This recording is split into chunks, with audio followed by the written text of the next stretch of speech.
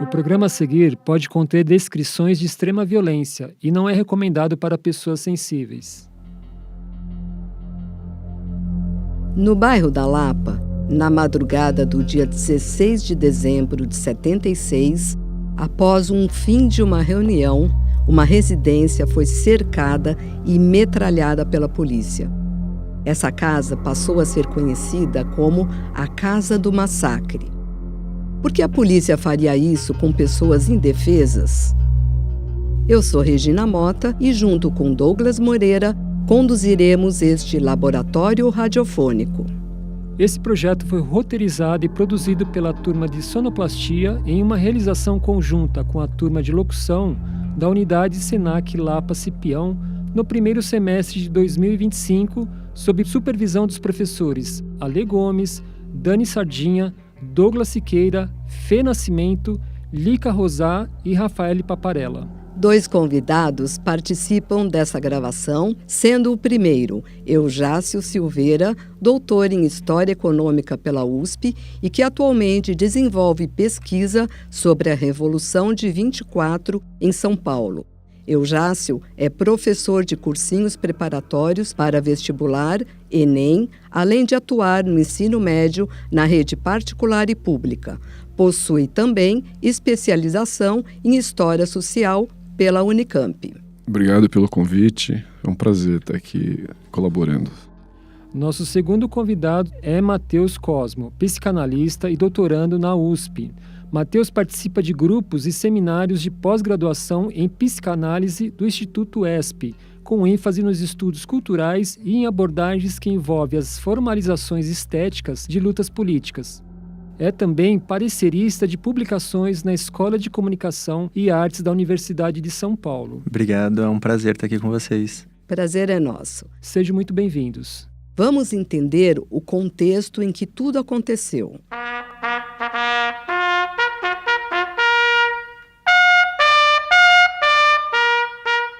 O governo reafirma seus propósitos inabaláveis de lutar com todas as suas forças pela reforma da sociedade brasileira, não apenas pela reforma agrária, mas pela reforma tributária, pela reforma eleitoral ampla, pelo voto do analfabeto, pela elegibilidade de todos os brasileiros, pela justiça social e ao lado do povo, pelo progresso do Brasil. Para a desordem, para o desrespeito aos princípios mais puros e mais válidos do regime. Ninguém poderá contar conosco. Estamos decididos a interromper as causas de tantas incompreensões na vida brasileira. Entre elas, a marcha do comunismo. De um lado, a maioria do povo brasileiro, desejando as reformas e desejando que a riqueza se distribua, ao lado da legalidade do presidente João Goulart. Os outros são os golpistas que devem ser repelidos. E desta vez, definitivamente, para que o nosso país veja realmente o momento da sua libertação raiada. Comunico ao Congresso Nacional que o senhor João Goulart deixou o governo da República.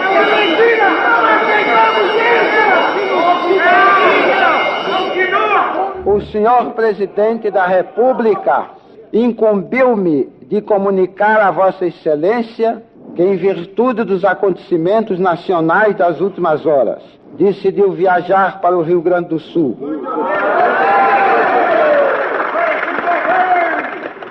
Onde se encontra à frente das tropas militares legalistas e no pleno exercício dos poderes constitucionais com o seu ministério. O segundo exército manter-se-á fiel à Constituição e tudo fará no sentido da manutenção dos poderes constituídos, da ordem e da tranquilidade. Caminharemos para a frente com a segurança de que o remédio para os malefícios da extrema esquerda não será o nascimento de uma direita reacionária. O deputado Marcos da Costa Santos, o deputado Eloy Dutra estão presos, provando já a arbitrariedade e o abuso de um regime de exceção que se instalou. Há mesmo um clima de terror, um clima de violência, um clima de ameaças, que já paira inclusive sobre este plenário. Os jornais de hoje já publicam a relação de 40 senhores deputados escolhidos para serem expulsos mediante cassação de mandato. A Rádio Tupi, neste instante, em cadeia com o seu Canal 4, oferece aos seus ouvintes e telespectadores a seguinte nota. Convocado pelo excelentíssimo senhor Presidente da República e presentes todos os seus membros, reuniu-se hoje em Petrópolis, no Palácio Rio Negro, o Conselho de Segurança Nacional para opinar, nos termos do ato institucional número 5, sobre processos e sobre os quais deveriam pronunciar-se decisivamente o chefe do governo, a saber, suspensão dos direitos políticos por 10 anos e cassação dos mandatos eletivos dos deputados federais Harry Normand, Eugênio Trim Vieira, Jamil Amidem, Anacleto Campanella, Mário Piva, Paulo Macarini, Oswaldo Cavalcante da Costa Lima Filho, Emílio Carreira Machado,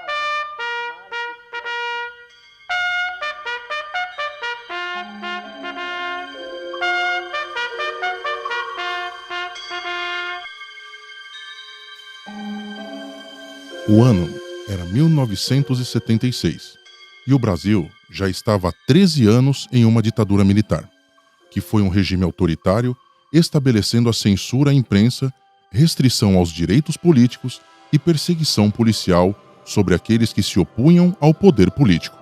E você deve estar se perguntando quem eram esses que se opunham ao poder?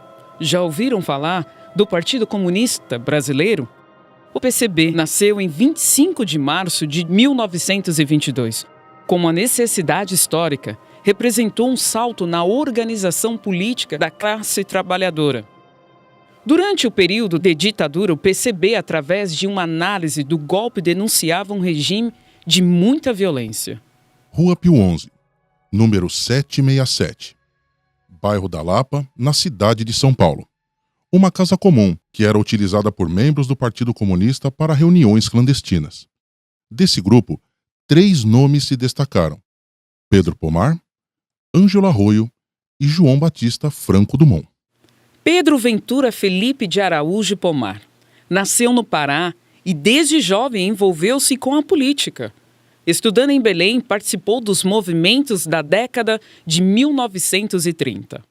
Em 1932, no Rio de Janeiro, entrou para o Partido Comunista Brasileiro, a convite da militante Eneida de Moraes.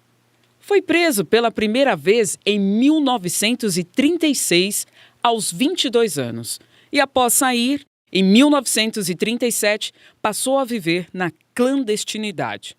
Em 1947, foi eleito deputado federal com mais de 100 mil votos.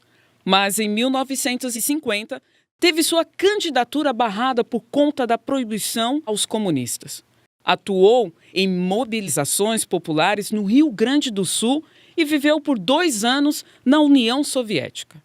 Depois participou da organização do partido em São Paulo e representou o PCB em congressos internacionais. Com o golpe de 1964, teve sua casa destruída e foi forçado a viver novamente na clandestinidade. Atuou na interiorização do partido, organizando militantes em áreas rurais. Em 1966, teve papel importante na 6ª Conferência do PCB, mas estava afastado da direção principal por divergências políticas. Ângelo Arroio, nascido em São Paulo, foi operário metalúrgico, casado, pai de 2 filhos. Ingressou no Partido Comunista Brasileiro, PCB, em 1945 e logo se tornou membro ativo, ocupando cargos no Comitê Regional de São Paulo e no Comitê Distrital da Moca. Durante os anos de 1950, foi dirigente do Sindicato dos Metalúrgicos, liderando greves e manifestações, sendo preso várias vezes. Também atuou politicamente no campo, participando da revolta de Formoso e Trombas, em Goiás, no final da década de 1950. Em 1962, integrou a dissidência que fundou o Partido Comunista do Brasil, PCdoB, e passou a fazer parte do Comitê Central. Teve papel importante na guerrilha do Araguaia, organizando militantes na região sul do Pará. Após a repressão militar, foi um dos poucos sobreviventes e escreveu o Relatório Arroio, considerado o relatório mais completo sobre os desaparecidos na guerrilha. E, finalmente, João Batista Franco Drummond. Natural de Varginha, cursou economia na UFMG, onde se envolveu com a militância política junto a camponeses antes do golpe militar de 64. Foi presidente do diretório acadêmico entre 1964 e 1965 e ajudou a organizar os congressos da UNE. Após se formar em 1966, entrou para a Ação Popular, AP, atuando em cargos de liderança, incluindo a Secretaria de Organização e a Direção Regional Bahia-Sergipe. Mais tarde, participou da decisão da AP de se unir ao Partido Comunista do Brasil, PCdoB. Entre 1969 e 1970, foi condenado à revelia pela Justiça Militar a 14 anos de prisão e perdeu seus direitos políticos por 10 anos.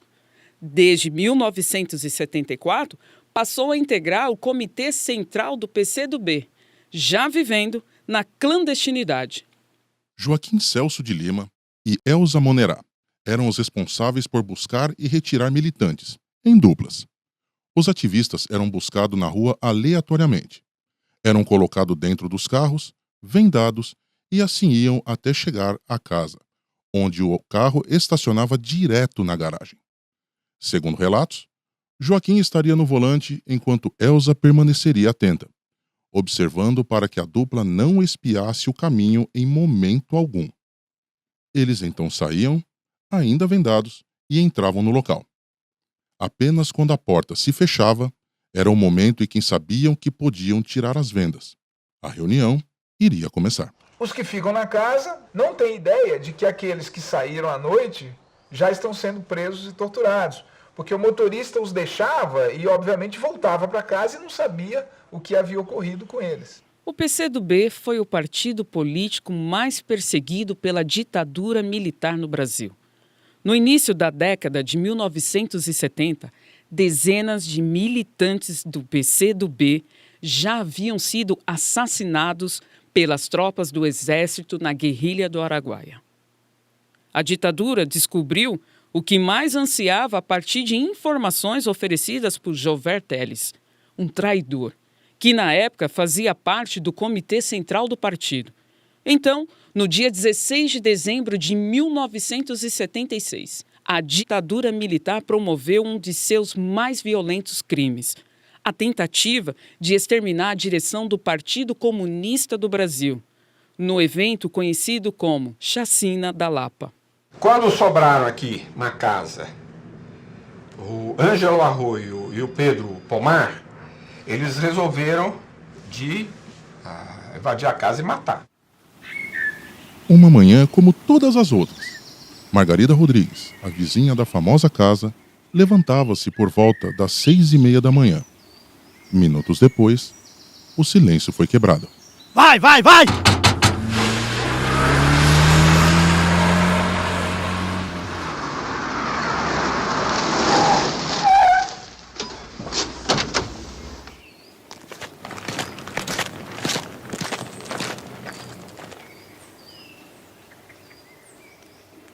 Arroio, e esse silêncio? Sei lá, Pomar.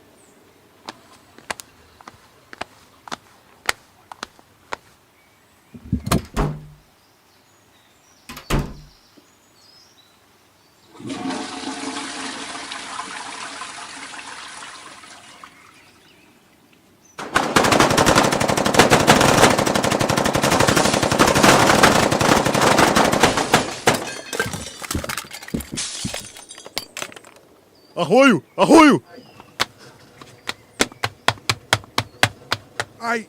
Ai!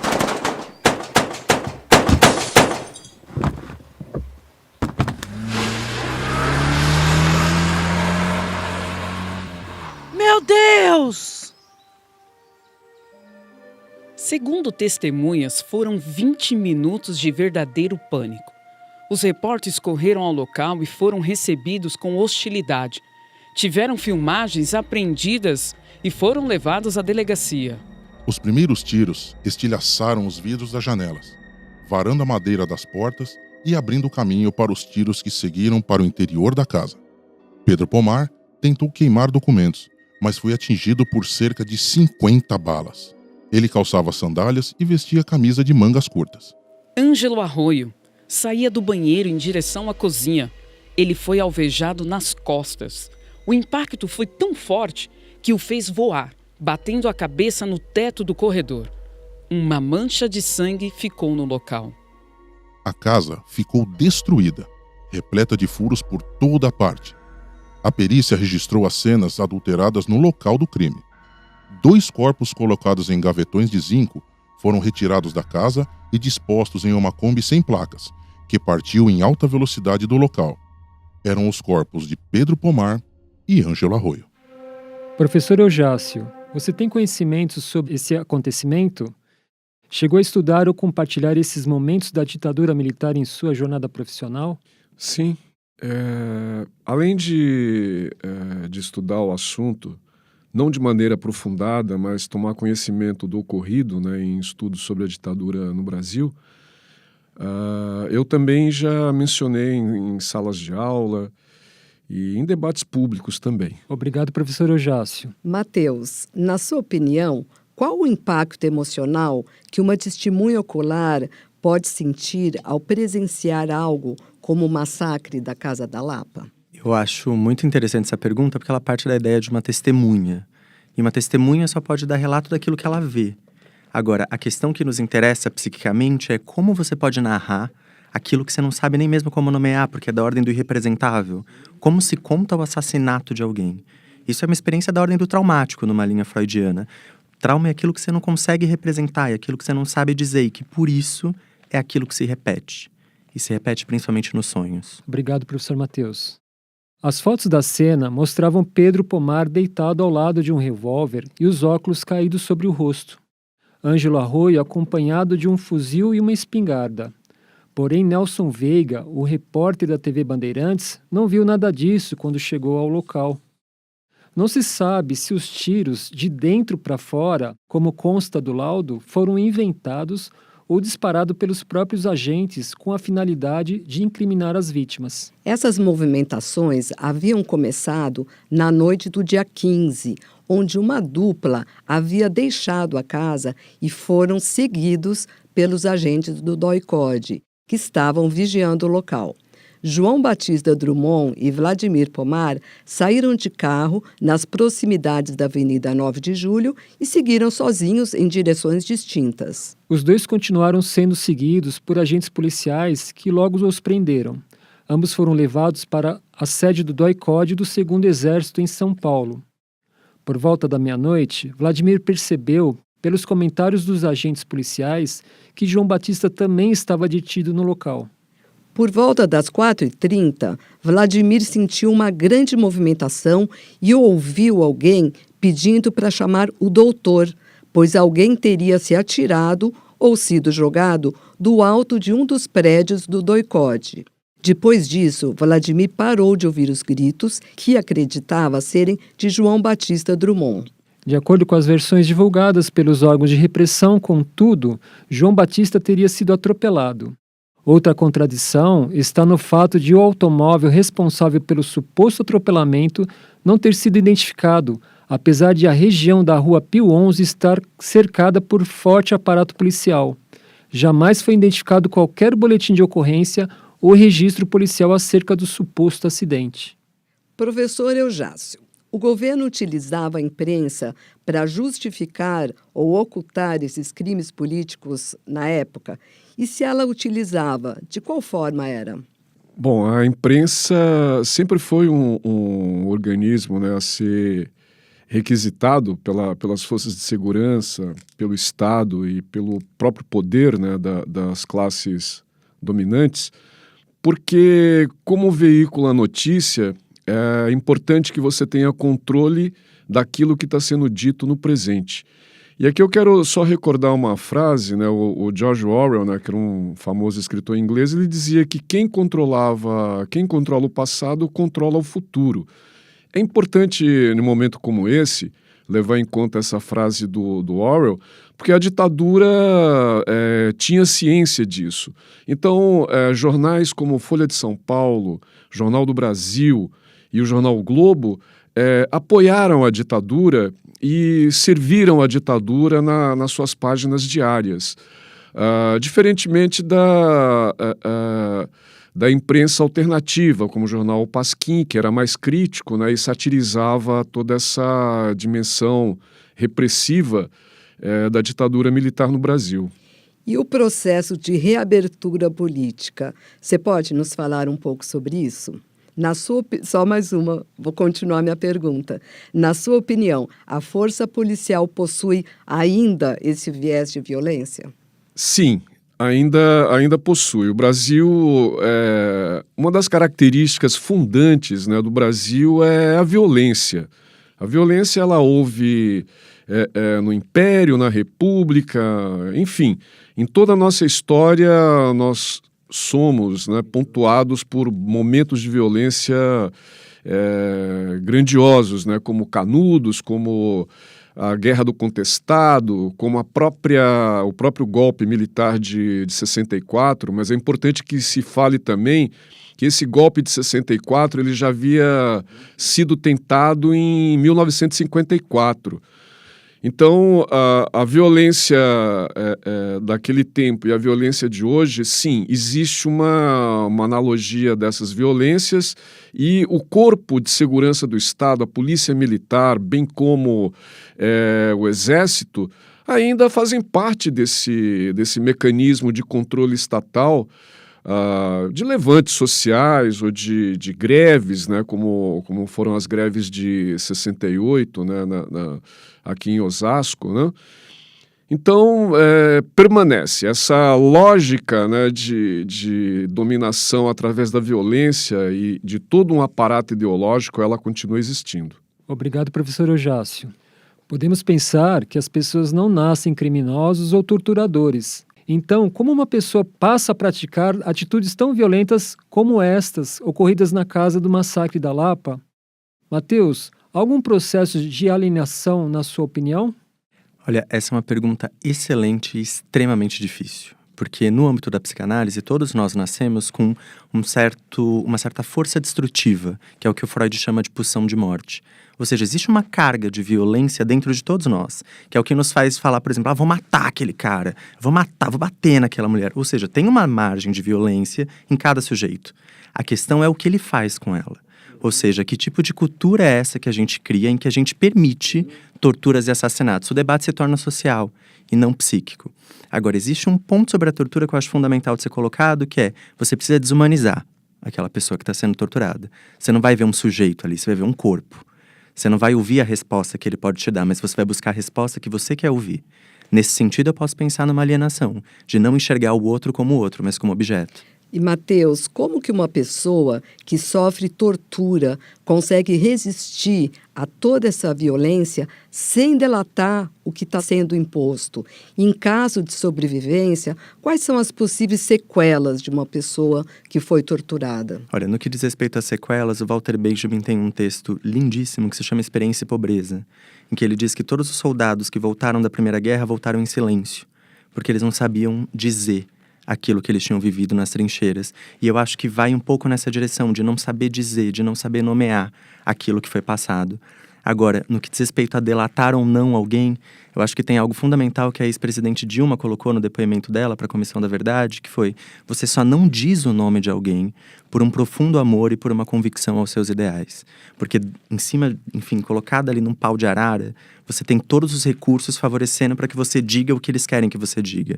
Não dizer o nome de alguém é um ato de amor à pessoa. E psiquicamente eu colocaria um adendo, que é: existe um livro chamado 102 Minutos, que conta a história das pessoas nesse intervalo entre o ataque às Torres Gêmeas, entre a queda da primeira torre e a da segunda. E o que todas as pessoas fizeram nesse pequeno intervalo de minutos foi mandar mensagens de amor. Ou seja, o que te faz não delatar alguém é o amor. Porque o que te faz mandar uma mensagem para alguém nos últimos minutos de vida é o amor. Porque você não vai morrer sozinho. Você quer morrer com alguém. E é preciso que essa pessoa morra com você. Isso dá sentido para sua vida de alguma forma. Temos também perguntas de 2 ouvintes que nos acompanham em visita aos nossos estúdios de rádio. O repórter Mário Domingues está aqui e vai falar com a gente. Boa tarde, Mário. Boa tarde, Douglas. Contamos hoje com nossos ouvintes Rafael e Gabriela, que gostariam de encaminhar as suas perguntas. Boa tarde. Gostaria de perguntar para o professor Eujácio se as diferenças ideológicas entre direita e esquerda hoje são as mesmas do período que aconteceu o massacre. Obrigado pela pergunta, Douglas. Rafael, desculpa. Não são as mesmas. Em primeiro lugar, é importante destacar o momento histórico, né, do período militar. As demandas eram diferentes das de hoje. Então, por exemplo, entre 1964 e 1985, né, que é o período que se estendeu a ditadura, o principal mote da ditadura era a segurança nacional. Então, é claro, todo e qualquer acontecimento que ocorresse, né, nesse período, normalmente era enquadrado dentro de um processo de defesa do Estado, de defesa do regime, ou seja, a Lei de Segurança Nacional. As demandas atuais são diferentes, né, das demandas dessa época, porque se naquela época nós tínhamos, né, um processo internacional de Guerra Fria, alinhamento do Brasil com os Estados Unidos, uma caça aos comunistas, enfim, toda uma ideologia que era praticada para tentar colocar a esquerda, né, e toda a sua militância contra a sociedade. Hoje, num período democrático, as demandas foram se transformando. Então, hoje nós temos demandas, né, com questões ambientalistas, questões ligadas, né, às reivindicações LGBTQI+, dentre outras. Então, é diferente, mudou. O comportamento da esquerda também mudou, porque não se fala mais em luta armada ou tomada do poder via as armas. Então vocês veem que os grupos de esquerda na década de 60, eles queriam ascender ao poder através da luta armada, como foi o PCdoB, o próprio PC. Depois houve a divergência entre eles. E hoje o que nós vemos é uma, digamos assim, uma fragmentação de reivindicações, né, e de lutas que não obedece necessariamente esse discurso de tomada do poder. Obrigado, professor Eujácio. Agora, Gabriela, por favor. Eu gostaria de saber se o professor Matheus poderia nos dizer sobre o impacto dessas tragédias nas famílias das vítimas. Oi, Gabriela, obrigado pela pergunta. E para responder a sua pergunta, eu voltaria a uma tragédia grega, que é a tragédia da Antígona. Isso porque essa tragédia gira toda em torno de uma questão que é quais corpos são passíveis de luto. A tragédia é basicamente uma irmã tentando enterrar o corpo do irmão morto e ela é impedida disso. Ou seja, quais corpos são permitidos e são possíveis de serem enterrados? A quem é permitido o luto? Eu começo dessa forma porque o Bernard Kucinski, enfim, tem um grande livro chamado K, Relato de uma Busca, que é a tentativa dele de encontrar o corpo da Ana Kucinski, em que ele diz que talvez o mecanismo mais cruel da ditadura tenha sido esse. Não só matar, não só torturar, mas ocultar a verdade. Não dizer se aquele corpo existe vivo ou morto, porque isso para as famílias é de um horror absurdo. E enquanto a gente não conta essa história com todas as letras e da forma como ela tem que ser contada, ela insiste em se repetir e a gente morre um pouco junto com essas pessoas também. Quero agradecer aos professores, o Eujácio e ao professor Matheus, e também aos ouvintes Gabi e Rafael. A história pode ser incômoda, afinal, certas coisas nós não queremos nem lembrar, mas reviver esses momentos do passado é fundamental para que eles não se repitam no futuro. Que os acontecimentos de 1976 sirvam de lição para as futuras gerações. O caso do massacre da Casa da Lapa estará para sempre na história de São Paulo e do Brasil. Agora faz parte também dos registros do nosso laboratório radiofônico. Agradecemos aos nossos convidados, professor Eujácio Silveira e professor Matheus Cosmo, nossos ouvintes, colegas das turmas dos cursos de locução e de sonoplastia do Senac Lapa Cipião pela dedicação e experiência. Até o próximo episódio. Créditos: Laboratório Radiofônico. Episódio: A Casa do Massacre da Lapa. Projeto baseado em fatos reais, com pesquisa nos documentos e entrevistas disponíveis no website do Memorial da Resistência e de outras fontes. Ideia, pesquisa e planejamento: professora Fernanda Nascimento. Desenvolvimento de roteiro: professor Douglas Siqueira. Projeto de gravação e execução: professor Rafael Paparella. Interpretação, ensaios e organização de performance: professora Lica Rosá. Preparação de vozes: professora Daniele Sardinha. Trabalhos técnicos de locução: professor Alexandre Gomes. Pesquisa temática e sonora, roteiro, produção, sonorização e gravação: turma de sonoplastia, período vespertino com os estudantes: Brândio Lucas, Christian Coelho Mix, Felipe Pereira, Gerson Lima, Juno Martins, Lucas Daniel, Lucas Neto, Marcelo Bueno, Monize Pedrosa, Pedro Lacerda, Ricardo Galvão, Vitor Hugo Souza e Iago Moura. Locução, narração e performance vocais. Turma de locução, período vespertino com os estudantes: Cícero Duarte, Cleidoca, Douglas Moreira, Eduardo Miguel, Gabriela Ribeiro, Mário Domingues Filho, Rafa Watanabe, Regina Mota, Renato José. Convidados: Eujácio Silveira, Matheus Cosmo. Agradecimentos: Kleber Roher, Cristiano Gaudêncio, Diego Garófalo, Edna Santos, Edwin Pérez, Yara Soares, Ingrid Gonçalves, Kelly Gomes de Castro, Maíra Scotoni, Marina Masquieto, Rafael Troiano, Rodrigo Andrade, Rony Macedo, Vandão e Wagner Opsfelder. Assistentes de estúdio: Denilson Dantas Barbosa, Érica Mussato.